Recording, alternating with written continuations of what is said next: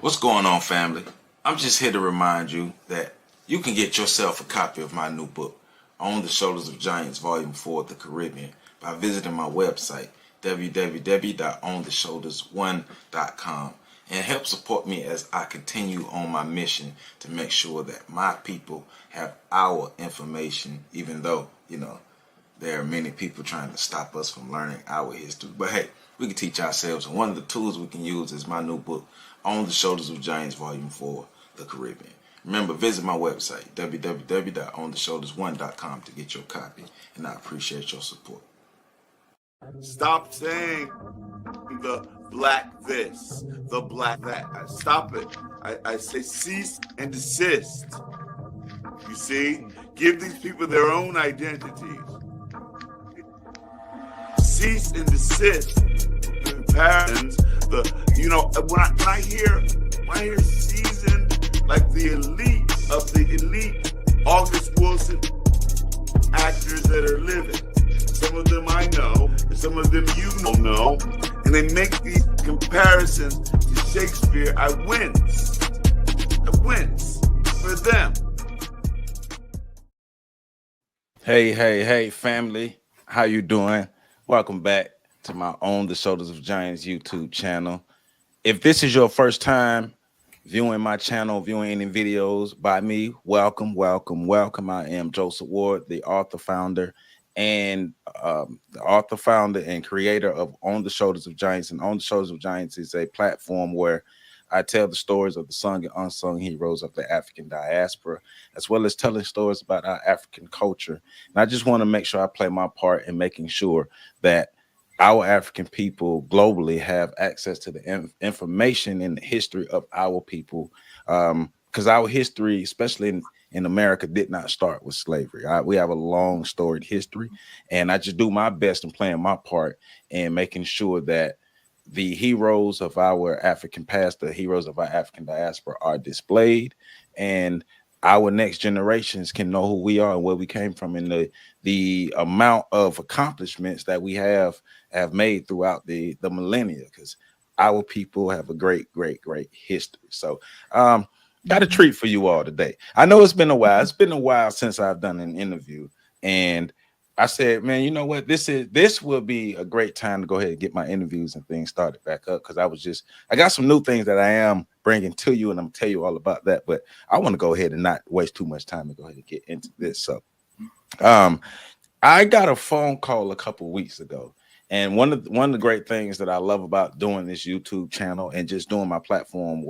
is I get phone calls or emails or text messages every now and then from certain people who enjoy my work and either want to help out or collaborate or just say thank you. And for everybody who's done that, thank you. I love you all, and I love everybody who support this channel. But Sister Empress Chi is who I got a call from. And it's one of those things where, on our phones nowadays, we got all type of people calling us all throughout the day. So there's certain phone calls that I get when I see a number and something inside of me says, answer the phone. So I listened to it and I answered the phone and started having a conversation with Sister Empress Chi. And she explained exactly who she was, her platform, and how she got in contact with me and looking at some of my videos. And she explained her platform and all of the wonderful work that she has put in for our people. And she invited me to be a part of her podcast. And I definitely enjoyed that. And thank you for having me on your podcast. And I'm having her here with me today because not only do I want to return the favor, but this is about building. This is about us making sure that we're connecting with each other. And I want you all to know about her and all of the accomplishments that she brings to the table. So I introduce to you all Sister Empress Chi. Welcome. Greetings. All right. Greetings. Thank you once again for being here and allowing us to learn more about you, so we can do our best to help support you and everything that you have your hands into. And that puts it mildly. Yeah, we're all busy out here. Yes, ma'am. So before we get into the crux of the conversation, as far as all the wonderful things that you have going on. Could you give my audience some background information about yourself, and how did you get into learning Black history? How did you get to the point where you want to be an organizer and actually helping to bring Black people together? Wow. Well, I almost don't know where to begin, but I'll say this. I had a cultural shop here in Philadelphia called Okay. Stilt Walkers. And if Still. anyone is familiar with what a stilt walker is, well, there are different types, but certainly it's representative in all of our, well, many of our cultures, or a lot of our cultures throughout the diaspora. Right. And stilt walkers, the stilt walkers, are really known to be mystical kinds of beings. Of course, they're high up, on stilts, but there is a connection to the ground and the universe. And so they have this, supposedly kind of magical powers or other kinds of things. Anyway, I had a shop called Stilt Walkers, books, art, fabric. We had a cafe on top of it. So I've been dealing with culture, history, and so forth for quite a few years. Okay. Well, one day I had this, what do I call it, epiphany. And it was after the Million Man March. And to me, that was really incredible, the Million Man March, to see all those brothers, to feel something that was so powerful. And I know people have different opinions about it, and that's fine. But you can't take away Black men coming together, really connecting, exchanging, and so forth. You cannot dismiss that.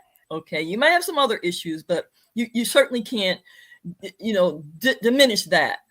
And so I really enjoyed what I saw, and I felt it. I came home, and most don't know the story of the Million Woman March. Correct.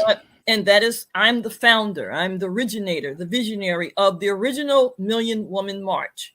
Now, there's been a lot of misinformation put out there about the Million Woman March over the years, but I'm here now to tell people the truth, and also to make sure that, and Brother Joseph, you're one who embraces our history, and not just embrace it, but make sure that our people know our history. Well, the Million Woman March is history, not only Black history, not only women's history, but world history.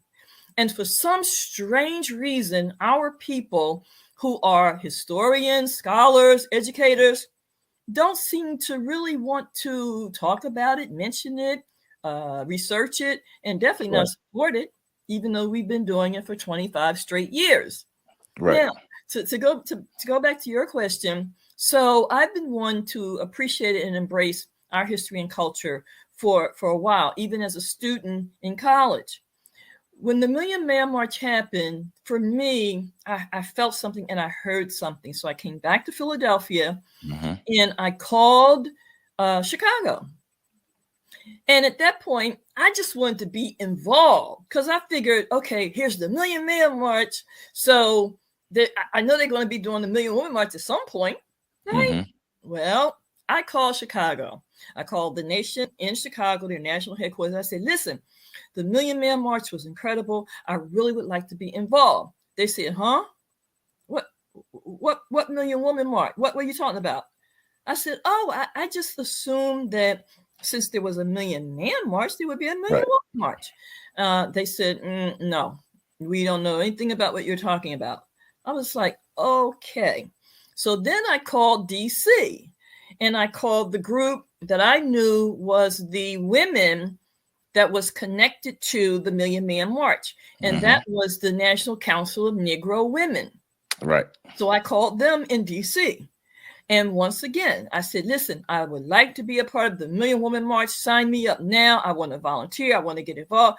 They were like, nope, don't know what you're talking about. At that point, I had what I said earlier, an epiphany. And something in my brain said, if not you, who? And again, sometimes people talk about ancestors or our greatness and blah, blah, blah. But to what degree do you actually experience that? To what degree do you actually lend yourself to that? Well, I did, and I do. And so I just took a deep breath because a lot of things began to happen. I began to hear questions, ask myself questions such as, who in the U.S., a Black woman, can represent Black women on multiple levels at one time? Meaning, you know, the names that we did know, they either were in the political arena, but knew little or nothing about culture, or they were in the cultural career, arts and culture, and knew nothing about or weren't involved in politics, and so and so on. So educators weren't necessarily political, or you see what I'm saying? There was no holistic kind of thing going on. So I realized, I said, wow, I kind of got that going on. You know, I do stuff in the political arena because I deal with political prisoners. I deal with gentrification. I deal with education or miseducation. Right. I'm definitely about culture. You know, I've been to Benin, you know, so I realized what was being said to me is, if not you, then who? Correct. And so now the call was, are you going to step up and answer the call or not? And so I did. I stepped up. I had no idea what I was getting into, by the way, but I knew that if the ancestors were calling, then I had to answer. And so I did. So in 1996, shortly after the Million Man March, most do not know this. They think it had, you know, the organizing started in, I don't know when. I'm sorry, 95. They think the organizing started in 96 or in 97. No, right after the Million Man March is when I began to put certain pieces in place. Just me, no one else. There was no group. There was no committee. There was no nothing there except me. I had a shop and I worked everything out of my shop, out of my, you know, boutique, cafe, etc. We had fax at that point. You weren't using internet like you are now. We were using fax. We weren't using email that much. So I would use fax, I would use phone calls and so forth. So the point is, every correspondence came out of my shop. Every stamp, every envelope came out of my pocket. Not a group, not an organization. And that was for the entire time or just for the initial beginning? That was for the first year. Okay. For the initial beginning. Okay. Once I made it public, then I started getting a few donations. And interestingly enough, my first donations came from folks in prison. Wow. My first donations came through the mail by folks that were incarcerated. At that point, they could literally send dollar bills through the mail. This is 96. Yeah, I remember. And so that's right. And I would get dollar bills, maybe just one or two. But because the brothers and sisters inside knew and saw, heard about what I was doing, and because, again, I was always doing grassroots work. I was always involved in certain issues, prison reform, etc. So they had heard about it through other things that I had been doing, and they wanted to support, and they would send me $1 bills in the mail. Right. Okay. So once again, this is historic. Who does that? Who has done that? You tell me any entity that brought together over 500,000, and we had 2.5 million, by the way. But show me any entity that brought together more than 500,000 that didn't already have an organization, didn't already have a political machinery, didn't already have funds that was being funneled to them. See, every entity that you can name me of Black folks that have had 500 plus people, I can guarantee you white folks gave them money, or they had an already established figure, personality, you know, whatever you want to call it, an already existing organization, right? And so forth and so on. I had none of that. This is why, from a historical perspective, we did something that just had never been done before and hasn't been done since. Right. You see? And so I followed a model that was given to me ancestrally. And that was to organize on the grassroots first and to organize underground first. And I did that for a whole year.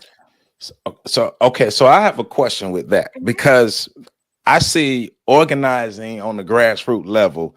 That's something that we talk about a lot, but it's not.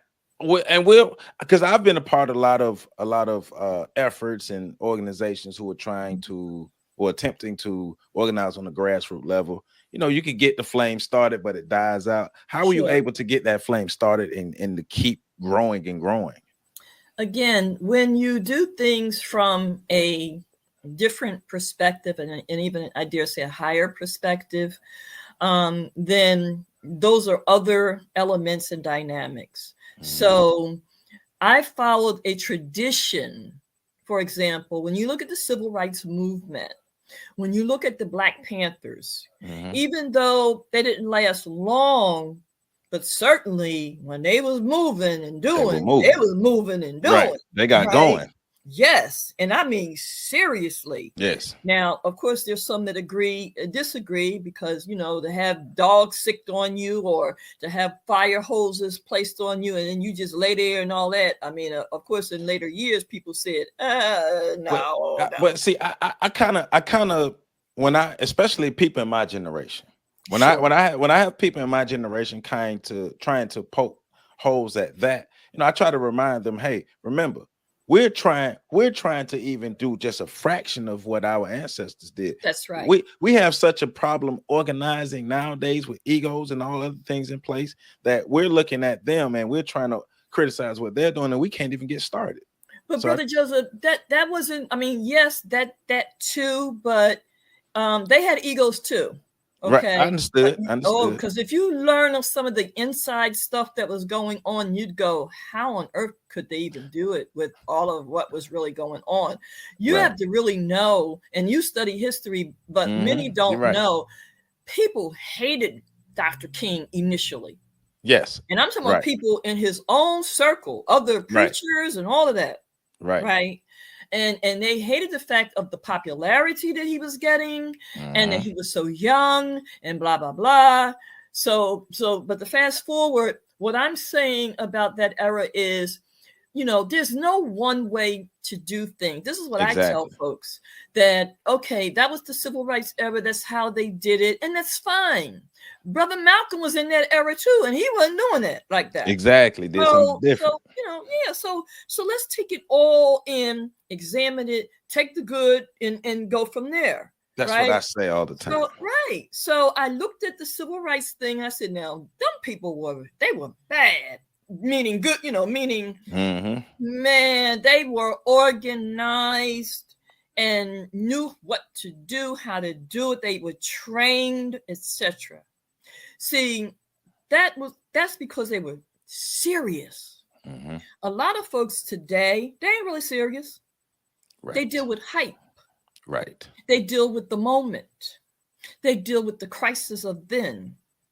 And this is one of the reasons why organizing will not stay very long, because they're not in it for the long haul. They're not prepared to really take the knocks that is extensive.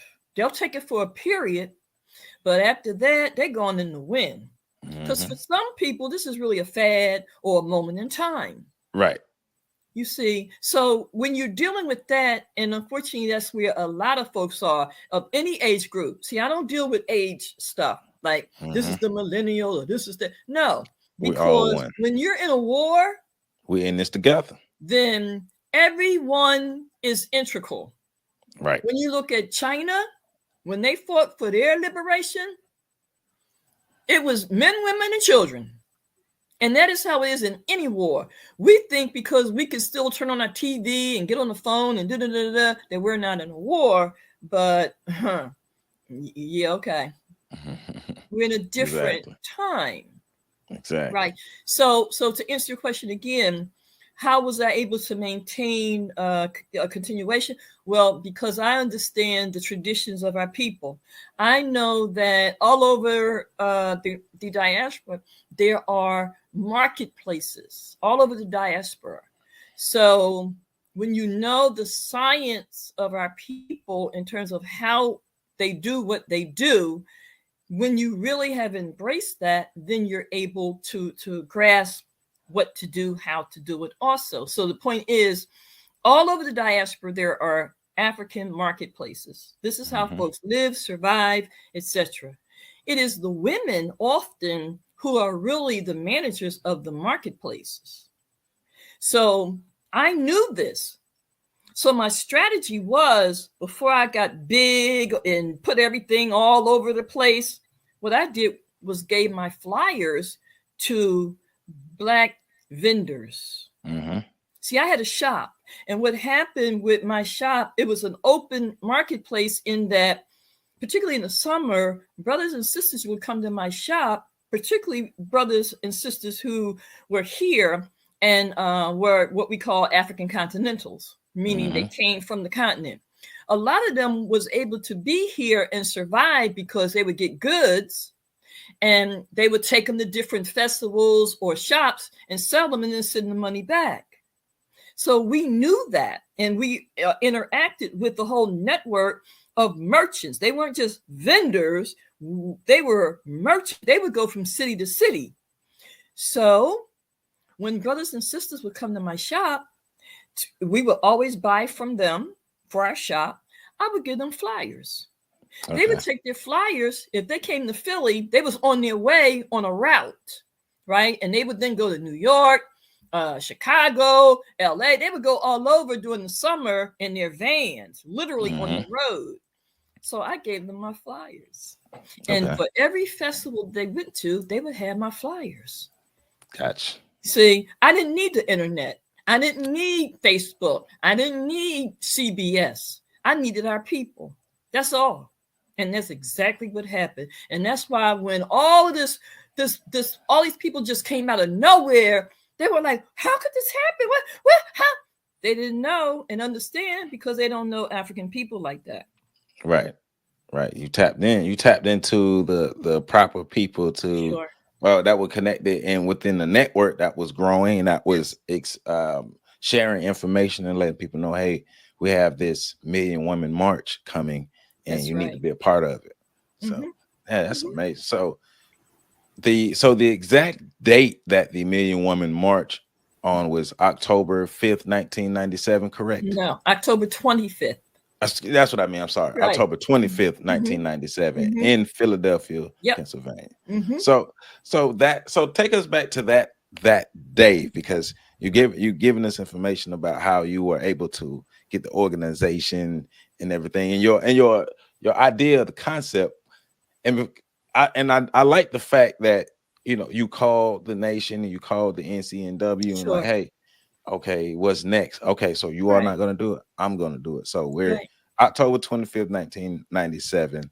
Take us back to that day and what's going through your mind that you like 2.5. Were you expecting 2.5? No, not at all. Women? I figured 200,000, maybe more. That was my estimation, just based on what I knew about certain things. Right. I was not expecting 2.5, and actually nobody was. You know, no one expected that, really.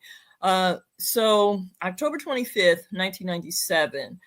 Well, again, I studied the Honorable Marcus Garvey. I studied, you know, the Black Panther Party. I studied, you know, other entities that I, you know, felt made contributions to our people and was genuine in doing so.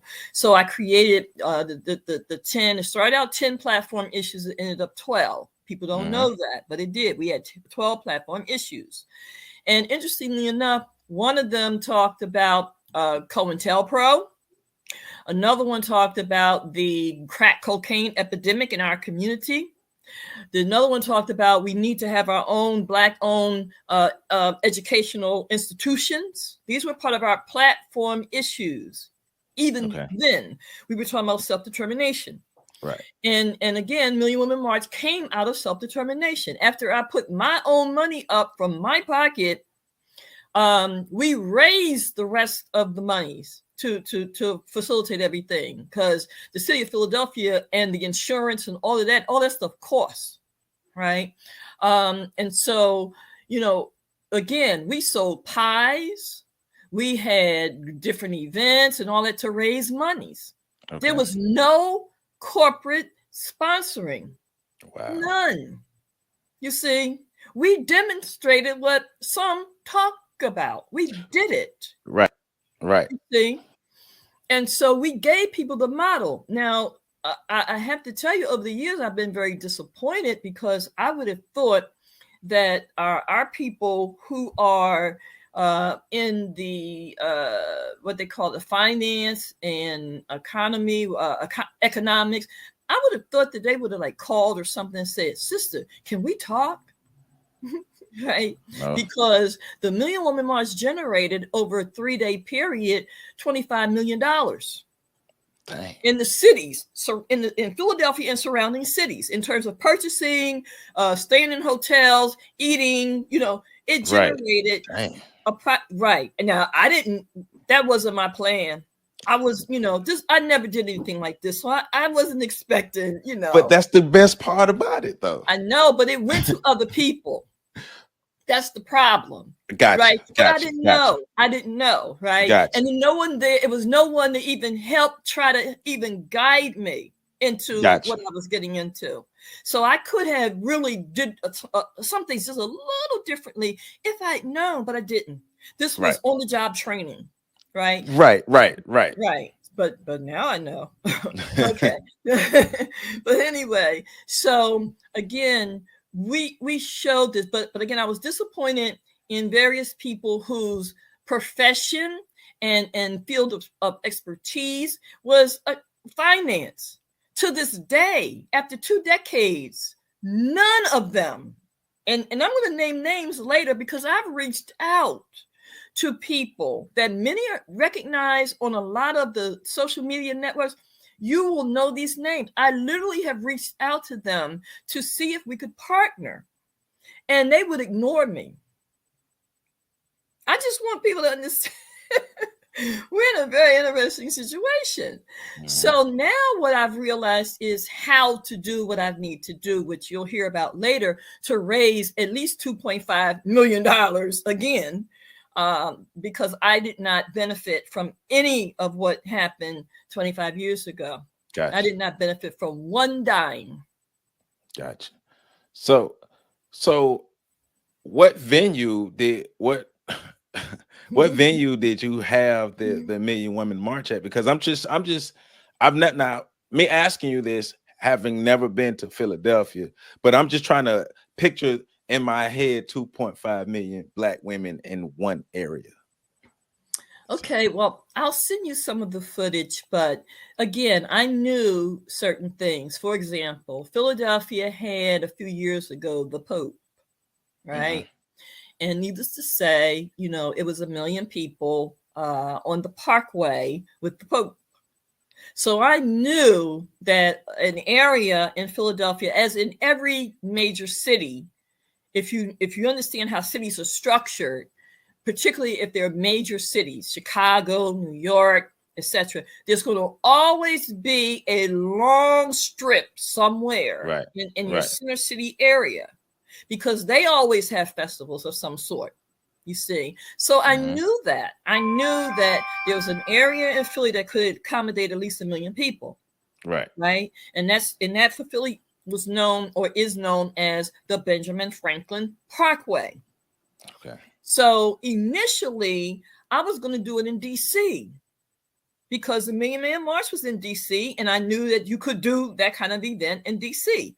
from the March on Washington, Million Man March. So we knew that D.C. could work with the monument, etc. Mm-hmm. But again, spiritually, I was told, no, don't do it in Philadelphia.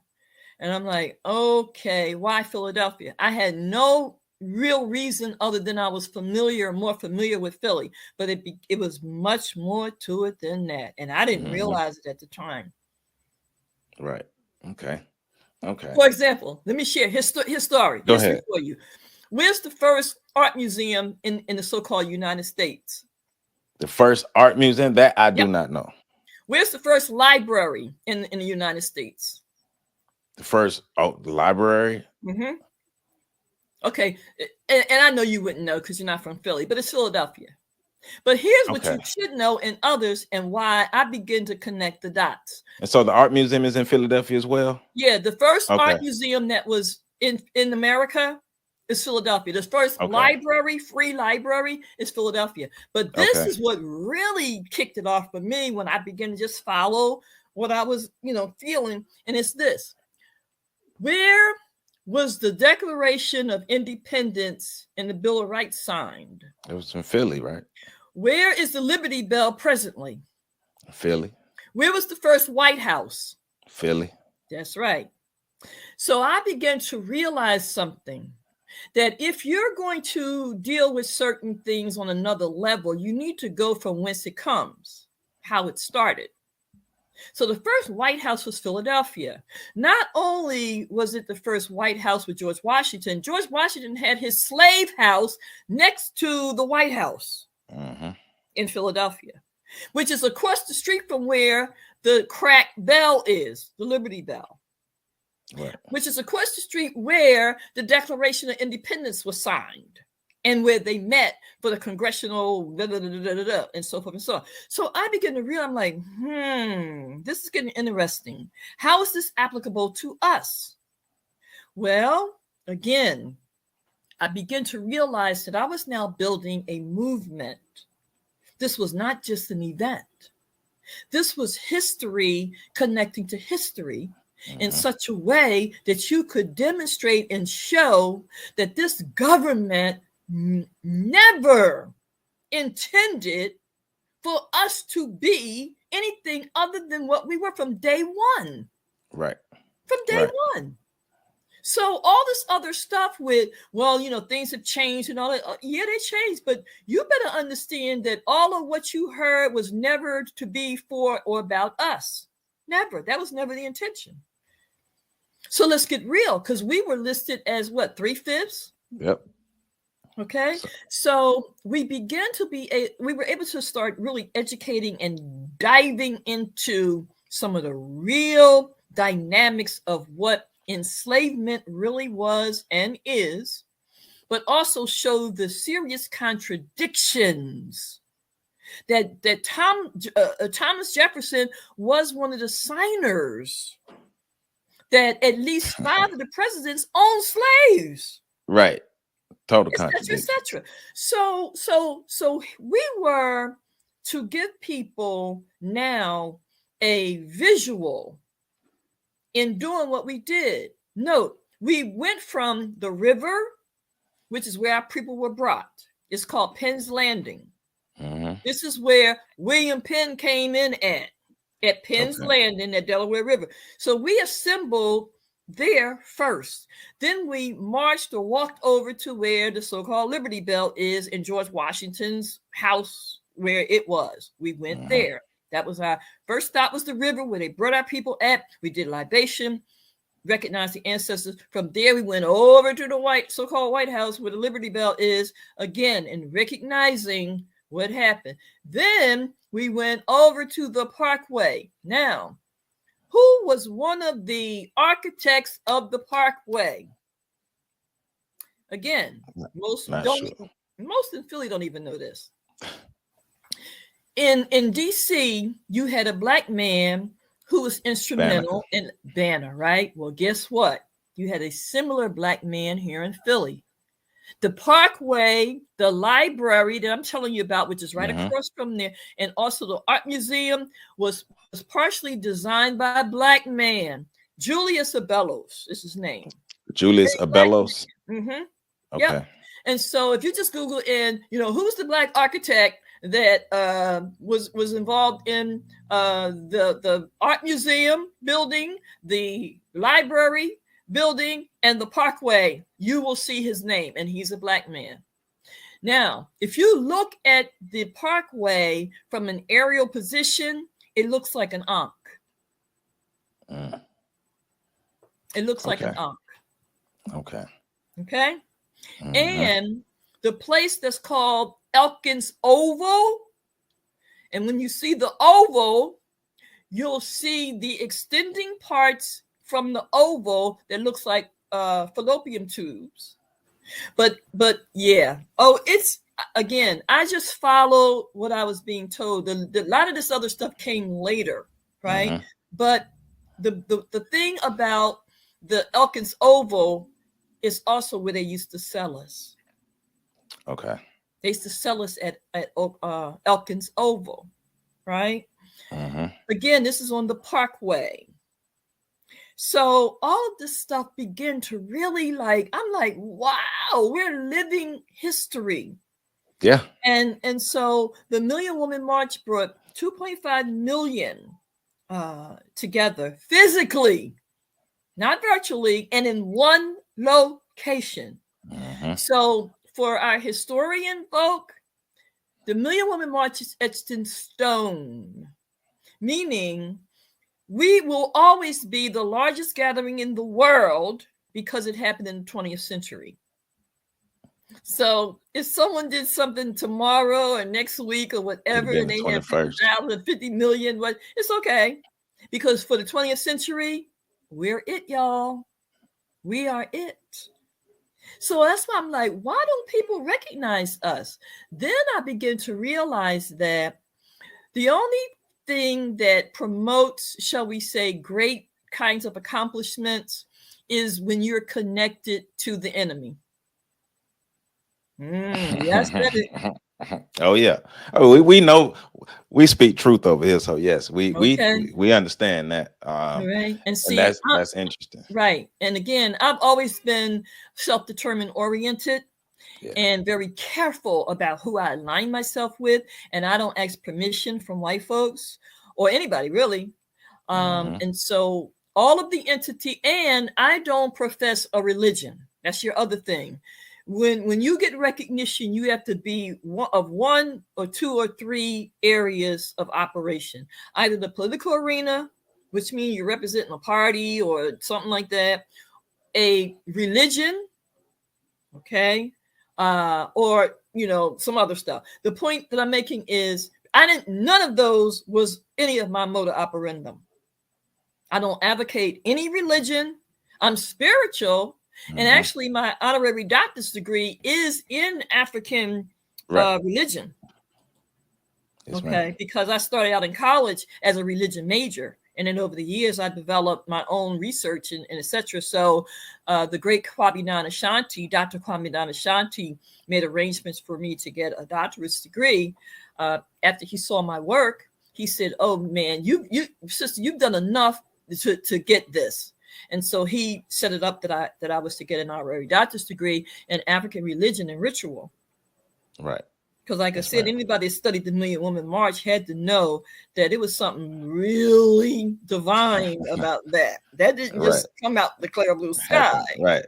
You got a lot of assistance from the other side. Absolutely. From our ancestors. Absolutely. Yes, ma'am. Yes, ma'am. So the march is happening. And you said there were 12 points that were addressed during the march. Well, okay, there was a theme, and the theme was the 3 R's. Okay. And again, because people never took the time to examine it, except, well, a few did. One Black man, a professor in Chicago, he wrote about it. He's one of the few. And he wrote that the Million Woman March was a social phenomenon. Because once you study it, you got to go, wait a minute, that couldn't be right. Just couldn't be right.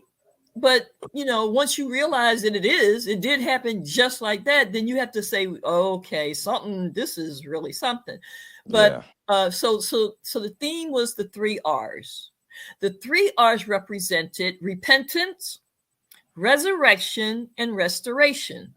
I did repentance because I wanted to connect to the brothers. The brothers was atonement, right? The Day of Atonement. So I didn't want anyone to try to separate us. And they did. They tried to, oh, y'all are feminists. Well, wait a minute. If the men did the Million Man March, what are they? Manists? I mean, maleists? What? Well, how can we get this label of being feminist because we're doing the Million Woman March?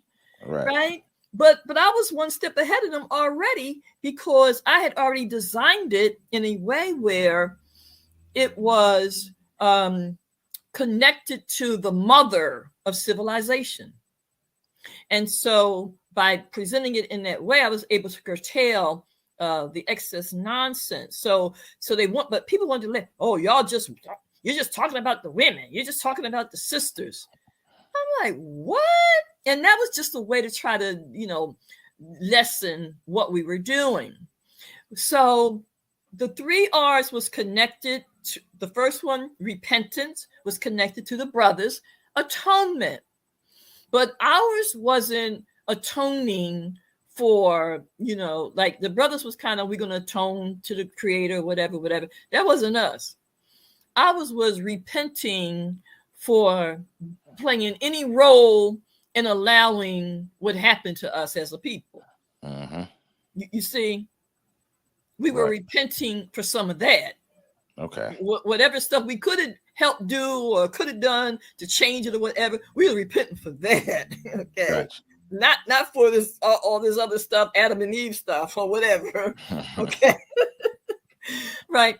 So then the resurrection is where we're at now. If you look at my information, it says the divine resurrection, because I knew I was building a movement, not just a march. Right. So then we end up, the last part is restoration. We're not there yet, but I had already designed it so that it could grow and develop. And I used the formula of our great-great-grandparents, the 3 R's. If you grew up in the South in particular, you heard the elders talk about the 3 R's. And this is how they would say it: reading, writing, arithmetic. Right. Encourage young folks that y'all got to go to school now. You got to go to school. Get that reading, writing, arithmetic. Mm-hmm. I remember great-grandmother saying that kind of stuff, right? And it stuck with me to never forget. So I created the 3 R's, but I turned it into repentance, resurrection, and restoration. But with the spirit of our great-grandparents and so forth, with that reading, writing, arithmetic. Right. You see, there's a culture involved in that. There's a history involved in that. And so, again, we had that. And I have it now. I have Aura 4J for a part of our We Charge Genocide, but that's a whole other session. Right. Yes, ma'am. So let's bring it to today, because you are preparing a reunion for the Million Women March, and that will be in 2022. Yep, that'll be in a few months, October 2022, and it'll kick off on October 25th. But this is going to be a year-long commemoration, and the reason why it's a year-long commemoration is because I'm not about doing something for one day. And I realized that now, if you're talking about building something, I mean, what is one day going to do for you? I mean, I've been down that road. Right. But see, but you've learned. Sure. Yes, ma'am. So we'll use it as a kickoff, and then we're going to go to at least 25 cities. Okay. See, so that our people don't have to worry about coming to us. I mean, if you want to, that's fine. During that week, we're going to do a whole week of activities, but we're going to come to you. Okay. And because we're establishing things in all of our communities nationwide. There's some issues that are relevant to all of us. Right. So the location for the one day, that location will be in Philadelphia. That'll be in Philadelphia, and it'll be some of it'll be virtual as well. We'll do, because we're going to do a town hall meeting, and that will be live streamed. But the kickoff will be in Philadelphia. And so we actually do 2 whole weeks of activities, but the main kickoff day is October 25th. Now, remember, in 97, we literally had Malcolm X's daughters, Congresswoman Maxine Waters, Congressman John Conyers, Faith Evans, Sister Soldier, Dick Gregory, and of course the great Winnie Mandela. You see, we weren't playing. So I have to ask. I have to ask this because, especially with, and I know part of the answer is spirit working on your side, our ancestors working on your side, but reaching out to these names, reaching out to these people you just named, what was that process, reaching out to them and getting them, or getting a confirmation from them to be a part of the march? No, that's not how it happened. like that. Okay. See, I made it very clear that I was not going to do what most do. And that was, you know, and to this day, I don't go after people. I Okay. create the situation. I call Gotcha. myself like being the godmother.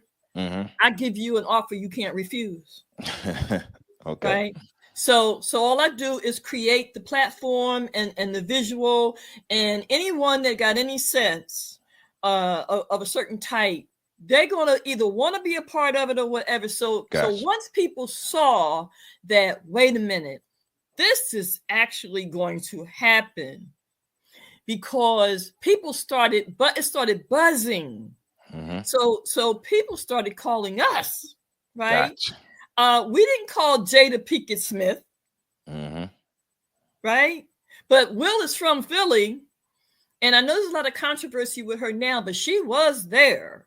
Okay. And she didn't come because she thought it was cute or it was popular or whatever. Right.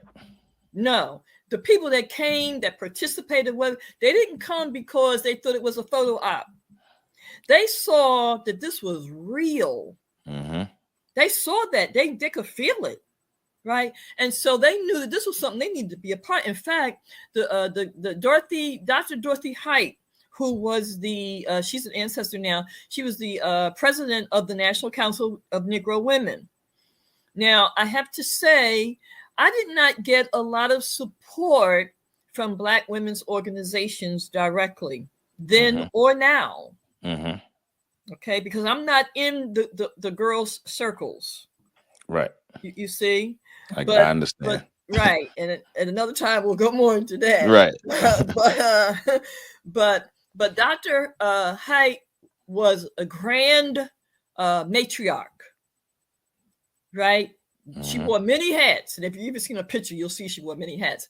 But she knew the truth, and she spoke it. She invited me to DC for one of her sessions, and she said, look, I was not involved in the Million Woman March, meaning from the organizing or whatever. She said, but when I heard about it, I knew that I had to be there. See? Now, This was the head of the largest, oldest Black women's organization in the U.S. Right. Started by Mary McLeod Bethune. Okay. Right. And this is the group that many of the Soros and the professionals and all of that, they belong to that group, the National Council of Negro Women. And they're the only group that owns property in DC on the main strip. They own that property, right? So they ain't no joke. But she made it very clear that the group, they had nothing to do with any aspect of the Million Woman March in terms of its planning, its strategy, its organizing, none of that. But what she said was, when she heard about what it was and why it was, she knew she had to be there. That's great. That's great. Right. So I like that answer to that question, because it's a reminder of what we can do. And that's why I'm enjoying this conversation, because I know nowadays, and especially some people in our little corners and our silos and our little corners and silos of the internet and things, but we don't really see organization like that often these days. So to be able to hear it, but also to hear you saying, we're about to do this again. Right. We're about to do this again. That's amazing. And I once again, I thank you for allowing me to have you on this platform and be able to talk more about it and get the information out. Hey, and we need to learn more about the Million Woman March. So how can people find out more about 2020's Million Woman March? Well, the 2022, again, my date's I'm all off. 2022. Right. That's right. That's the date. That's the year we in, right? Right. It's coming up in a few months. And note, the big event is really going to be next year. But again, this is the 25-year anniversary. See, I've learned to use a different kind of psychology. So this is going to kick off a year long of activities and culminate in a major worldwide event. That'll be next year, but this year be what it is. Now, I intentionally I'm not looking for 1 million people. It'll be quite large, but to be honest with you, I don't even really want 1 million people physically. And here's why. I had made a pledge years ago. When we did it in 97, there was a white mayor, right? And my spirit has told me since then to not try to do a large event in a city where there is not a Black mayor. And so I am not trying to do another Million Woman March as I did in 97 because Philadelphia does not have a Black mayor. It didn't have one then, which is the lesson that I learned. I don't want to do that again. I don't want to put that kind of traffic or capability or revenue in a city with a white mayor. I don't want to do that. And see, that's a principle thing for me. Right. So the next time I do an event, which will be major for next year, it will be in a city with a Black mayor. That's amazing. See, that's the kind of intent and commitment that our people have to. You got to think about what we're doing now and not just do stuff haphazardly or in a way that just, it doesn't make as much sense as it can or should. It has to be. We have to do things that are geared toward our overall upliftment and empowerment. Absolutely. And like that, one of my favorite historians, Dr. John Henry Clark, would say, whatever you do, do it well and do it for your people. But using it as something to make sure we're in a better place. Yes. Make sure we're always like real progress, not what they call moral victories, but real tangible progress for us. So. Yes, ma'am. So to answer your question, though, our website is under construction. Please, though, feel free to email me or text me. I'm pretty responsive in both areas, and it's nationalmwm@aol.com. Again, nationalmwm@aol.com. Also, for points of clarity, when folks heard about the Women's March a few years ago, we had absolutely nothing to do with that. That was some other people. It was a can't we all hold hands kind of thing. We were not involved in that. They tried to steal the name. They were trying to initially call it the Million. This is why I had to correct you, brother, because they were trying to be slick. And called them the Million Women March. And then had people think that we were, that again, that's why we make it very clear. Don't put an E in with us in that context. That's not us. That's somebody else. Million Women March. Gotcha. And so the media and other people tried to do that in a slick way to fool people or to misdirect people. We are just like the brothers. The brothers was the Million Man. We're the Million Woman. And we say because we represent the mother of civilization. No other group of women or woman can say that, at least not yet. We are historically where civilization came from, the Black woman. You see, and Black women, my message to you, if you do not embrace our history, somebody else will. And they will redress it and make it something else like they've done with other things, plagiarize, etc., etc. They saw that Black women did not step up after the Million Woman March. And some of it is not Black women's fault directly, but some of it was intentionally done by people in your community. But anyway, my point is, Black women have the opportunity now. We've created memberships. We have at least 25 different memberships available. We even have a brothers component.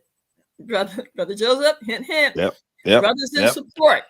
So Black man, we have things for our brothers because a lot of our sisters have sons, husbands, grandsons, nephews. So we need things that our family can connect to. So we have a brotherhood where our sisters can connect to Black men, right? But they got to be serious Black men. Right. And again, because I don't get grants and stuff, I can tell you that I don't know if I can say this on your podcast, my brother, but we are traditionally oriented. Do you understand what I'm saying? Mm-hmm. We don't talk against anyone, but we do not promote or co-sign other types of lifestyles. Right. Right. Right. Okay? Right. And again, I'm not saying anything against anyone. I'm just saying that's not our flavor. Right. That's not for you. For you specifically, that's right. not what you choose not. to do. No, right. we do not. Right. And again, because I don't get grants and stuff, I can say right. that. See, when you get grants, you can't do that. Hey, it is what it is. So, once again, tell her what's your email. I'm gonna. It's also going to be in the description of this, but please state your email once again, please. National, spelled out NATIONALMWM. And that's Million Woman March at AOL.com. And family, please be so kind to make a donation. Again, we don't get, and not that I couldn't. I've been offered to run for Congress here in Philadelphia. So it ain't like we couldn't get money. We chose not to. Just like what I just said, I could say that because, you know, I could say what I want to say and do what I want to do for the most part. And that's because we are able to get contributions, donations, and we're smart enough to raise our own monies through other mechanisms. And so, but again, you know, support from our people is so important. So our Cash App is $HOT1111. Hot 1111, right?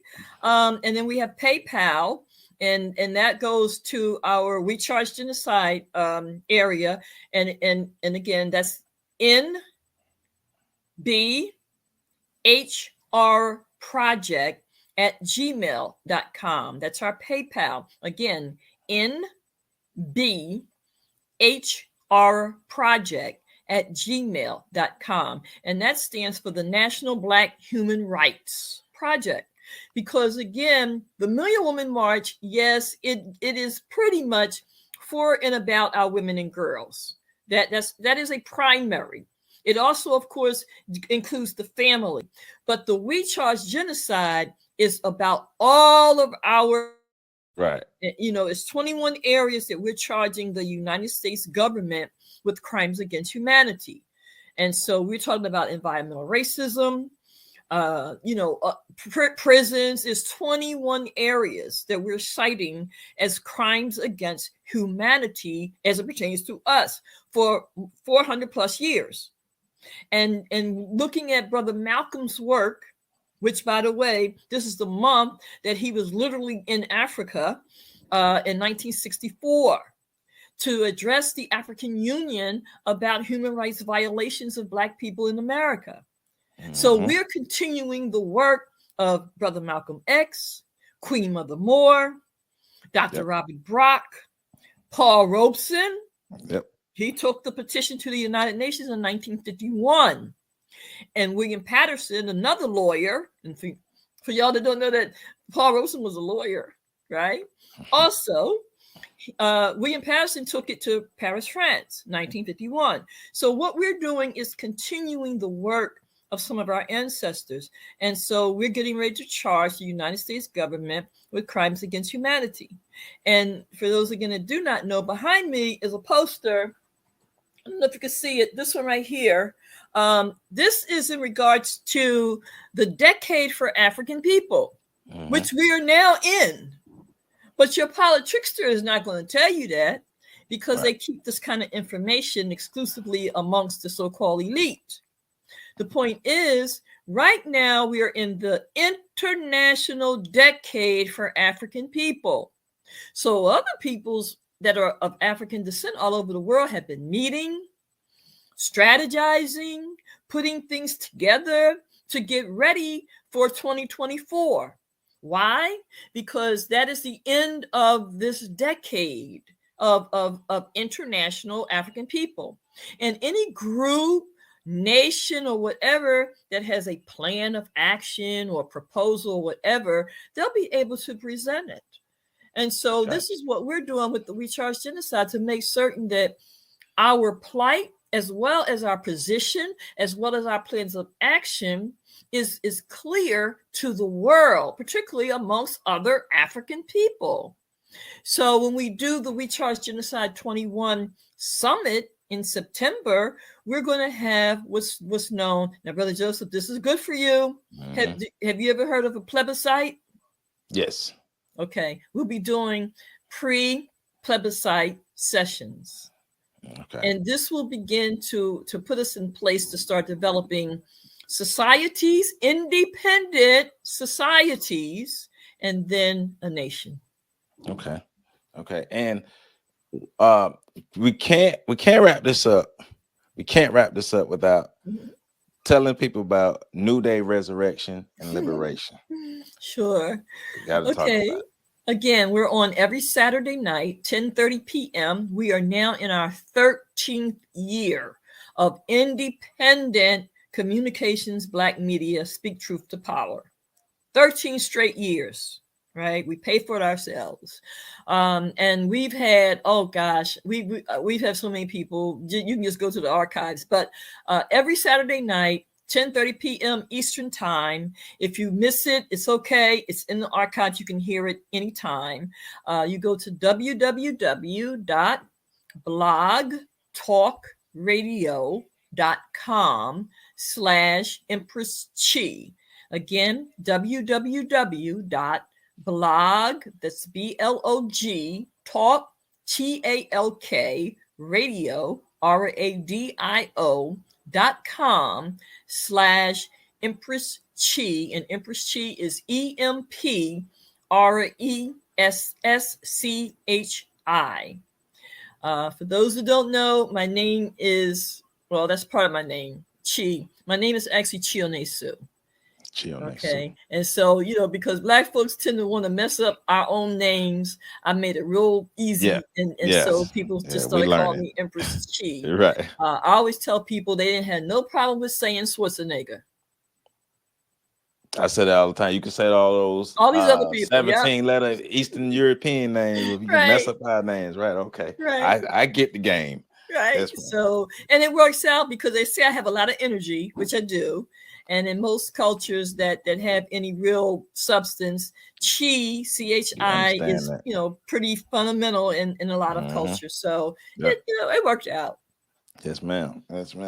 Now, I as always, I enjoyed speaking with you. We always have great conversations, and you will be back on here because we want to make sure getting closer to this year's Million Woman March that we speak again so we can help get the information out further as well. Thank you for bringing us up to speed on all of the achievements that you have made, what the Million Woman March was, what it stood for, and what it will be standing for again in 2022. And so all of my people, all of my YouTube people, I love y'all, and I know y'all love me. So let's make sure we are supporting. Empress Chi, all of your information will be in the description of this video. So all of y'all, it's all in the description. Go ahead and just click the buttons. Blog Talk Radio, the email, everything is in the description. And let's make sure that we are taking this information. We learned some history today, and that's one of the main purposes of the channel is to not only just take this history, but use this history, because we don't just learn it just to learn it. We learn it to use it to better our position in this world today as African people. And Brother Joseph, if I may add, here's the other historical part. With now the Million Woman March coming forward, we are now officially the first global movement for women and girls of African descent worldwide. Wow. And so the projection is I've created something called the Black Print Agenda 25. That means between this year and the year 25, we will do at least 3 summits, but we will end up in Africa in 2025. with the Million Woman March universal movements. So please support, family. We need your support. As a matter of fact, if you are an artist, we have a group, a cadre within MWM called the Artivists. And we're looking to have that group to come together to put together films, CDs, music, etc. This is going to be one of our revenue streams, by the way, as well as creating and putting out there new artist work and so forth. We talk about what's going on in the music industry, but we're talking about creating our own, that we can promote, market our own artists, both visual and performing. And with MWM now being a year-long, we're going on tour, right? This means that no matter what city you're in, we'll be bringing conferences and things probably to your city. So connect with us. Again, nationalmwm@aol.com, or you can text me. I love Texas. It's okay. 267-636-3802. There you go. Empress Chi, my people, Empress Chi. It was a pleasure having you on this channel. And like I said, we will do this again, and we will sit down and learn more and make sure we're supporting more, because that's what we are here to do, and to make sure that we're carrying our culture and our legacies on, and make sure our younger generations can pick up the mantle and carry it on, because we have to make sure that our youth know who we are, know what our culture is, and know the why behind it. Well, Brother Joseph, we're here to support you and any of the family that's connected to you. Again, if folks are smart, they will know that we're getting ready to have the eyes and ears of thousands, maybe millions, if not physically, virtually. So that means we're going to have a marketplace available. So if you have a good or service that is yours, I think we have the capability to market our own people. I mean, you don't get those kind of opportunities often. So you need to take positive advantage of what we bring to the table, which is exposure, the capability to generate additional revenue, because we will have those eyes and ears. So again, listen, if other people can raise millions of dollars for cop killers, I said it. Certainly, we can do a little for each other that's helping to bring about our liberation. So, I mean, some of these people raised millions of dollars in a couple of days to help out people who were cop killers. Right. So we can do it. We can, and we will. So yes, sir. We love you all. No problem. Thank you, Empress Chi. My audience, we love you all. We see you all. Stop saying the black this, the black that. Stop it. I say cease and desist. You see? Give these people their own identities. Cease and desist. The patterns, when I hear seasoned, like the elite of the elite, August Wilson actors that are living. Some of them I know, and some of them you don't know, and they make these comparisons to Shakespeare. I wince for them.